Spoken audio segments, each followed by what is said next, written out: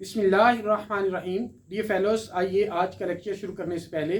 रब्बे अज़्ज़ल जलाल की बारगाह में एक दफ़ा फिर मुल्तजी हों कि मौला करीम हमें ऐसे सजदों की तौफीक अता फरमा कि जिससे खिदमत खलक का जज्बा बढ़े। डियर फेलोस, आज जो हम टॉपिक टेकअप करने जा रहे हैं वो बेसिकली दो जजमेंट्स हैं जो रीसेंट पास्ट के अंदर honourable Lahore high court Lahore और पेशावर हाई कोर्ट की तरफ से इशू की गई, और ये दोनों जजमेंट्स हैं करैक्टर सर्टिफिकेट इशू करने के हवाले से। ये फेलोज पहली जजमेंट है 2025 LHC 5162 जो लाहौर हाई कोर्ट लाहौर की तरफ से इशू हुई, और दूसरी जजमेंट है PLD 2025 पेशावर पेज 67। डी फेलोज इन दोनों जजमेंट्स के अंदर दो तीन चीज़ों को मैं एड्रेस करूंगा और दो तीन तरह के ही इसके ऑडियंस हैं। डी फेलोज, पहला क्वेश्चन इस इन जजमेंट्स के हवाले से ये है कि इन दोनों जजमेंट्स के अंदर ऑनरेबल कोर्ट ने करैक्टर सर्टिफिकेट के हवाले से क्या कहा है, और दूसरा ये है कि क्या ये जजमेंट्स आने के बाद वो ख्वाहिशमंद हजरात जो बाहर के मुल्क जाना चाहते थे लेकिन उनके करैक्टर सर्टिफिकेट के अंदर उनका क्रिमिनल रिकॉर्ड रिफ्लेक्ट हो रहा था, भले वो उसमें बरी हो चुके थे, लेकिन उस रिफ्लेक्शन ऑफ क्रिमिनल रिकॉर्ड की वजह से एम्बेसी उनको वीज़े इशू नहीं कर रही थी, तो क्या इन जजमेंट्स के बाद उनको करैक्टर सर्टिफिकेट बगैर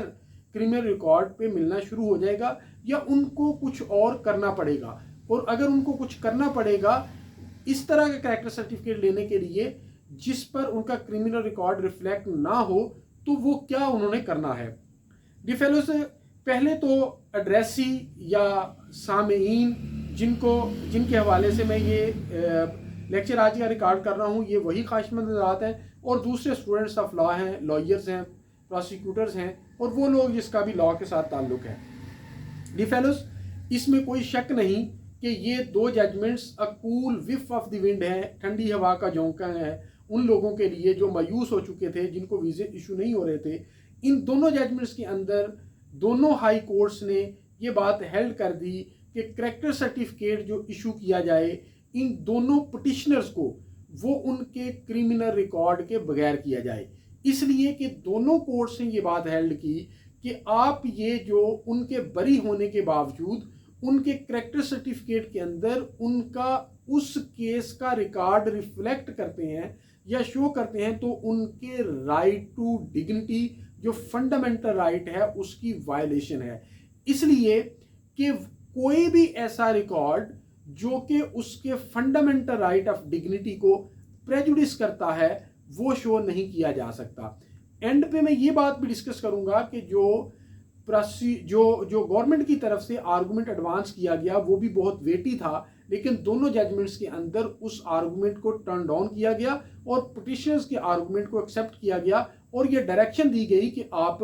ये करैक्टर सर्टिफिकेट आप बगैर क्रिमिनल रिकॉर्ड के इशू करेंगे। अब डी फेलोज, दूसरा सवाल ये है कि क्या हर वो शख्स जो करैक्टर सर्टिफिकेट ऐसा लेना चाहता है कि उसका क्रिमिनल रिकॉर्ड उस पर रिफ्लेक्ट ना हो, तो क्या उसको इन दोनों जजमेंट्स के बाद फौरी तौर पे ये मिल जाएगा या नहीं मिलेगा। डी फेलोज, ये जजमेंट्स जो हैं वो जजमेंट इन पर्सोनम है। दो तरह की जजमेंट्स लॉ के अंदर होती हैं, एक जजमेंट इन रेम, एक जजमेंट इन पर्सोनम। जजमेंट इन पर्सोनम का मतलब यह है कि वो इंडिविजुअल के मुतल्लिक है, उसका जो ग्रीवियंस था उसकी रिड्रेसल के मुतल्लिक है, जो वो उसको शिकायत थी उसको रफा करने के हवाले से है। और जजमेंट इन रेम ये होता है कि वो जजमेंट जो आ गई तो तमाम लोगों का जो इस तरह का आइडेंटिकल ग्रीवियंस था वो इससे रिड्रेस हो जाएगा। लेकिन ये दोनों जजमेंट्स जजमेंट इन पर्सोनम है, सिर्फ इन दोनों बंदों को रिलीफ मिला है, और इसकी रिलीफ के नतीजे में अगर गवर्नमेंट अपील में नहीं जाती तो इनको करैक्टर सर्टिफिकेट इशू कर दिया जाएगा। अदरवाइज अब हर पिटिशनर को जो ये चाहता है कि उसको करैक्टर सर्टिफिकेट मिला जाए, तो इस लाहौर हाई कोर्ट के पैटर्न के हवाले से या पेशावर हाई कोर्ट के पैटर्न के हवाले से अगर देखा जाए तो यहाँ पे होम सेक्रेटरी को इस शख्स ने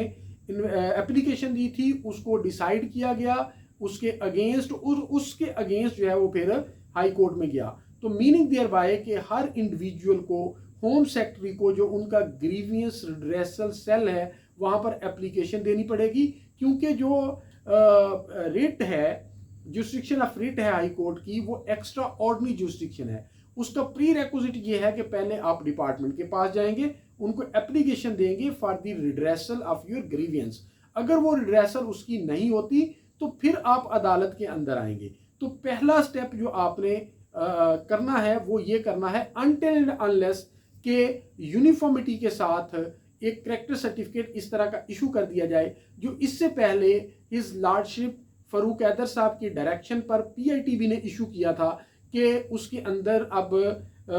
जो क्रिमिनल रिकॉर्ड था वो शो होता था, लेकिन उसके आगे लिखा होता था एक्विटल, नो एडवर्स इफेक्ट और नॉट इन्वॉल्व। लेकिन इसके बावजूद एम्बेसी इसको तस्लीम नहीं कर रही थी।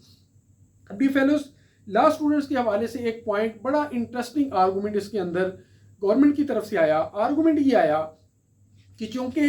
ये जो एफआईआर है उसका इंडेक्स है और उसकी केस फाइल है, ये डिजिटली मेंटेन करना मैंडेटरी है।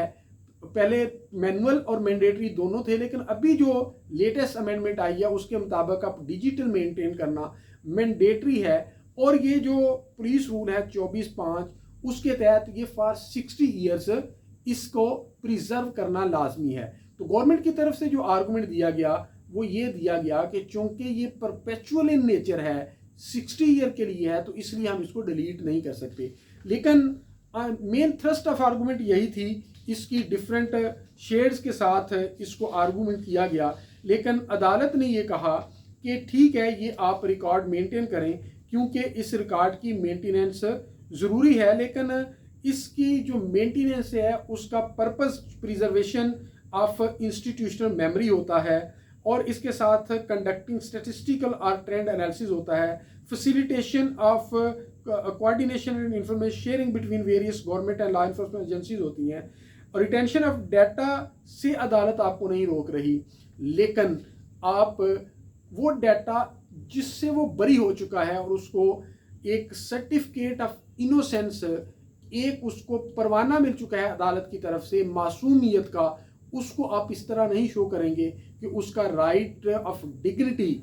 ऑनर के साथ मुआशरे के अंदर विदाउट स्टिग्मा वो मुआशरे के अंदर रहे, और जब कोई उसका डॉक्यूमेंट पेश किया जाए तो वहाँ पर उसको एक शक की नज़र से ना देखा जाए, ऐसा नहीं किया जा सकता। तो डी फेलोज, ये एक अवेटेड लेक्चर था जो मैंने मुनासिब समझा कि आपके सामने चीज़ों को खोल के रख दूं, ताकि वो लोग जो इस बात का इंतज़ार कर रहे हैं कि उनको character certificate without criminal record उनको मिल जाए, तो वो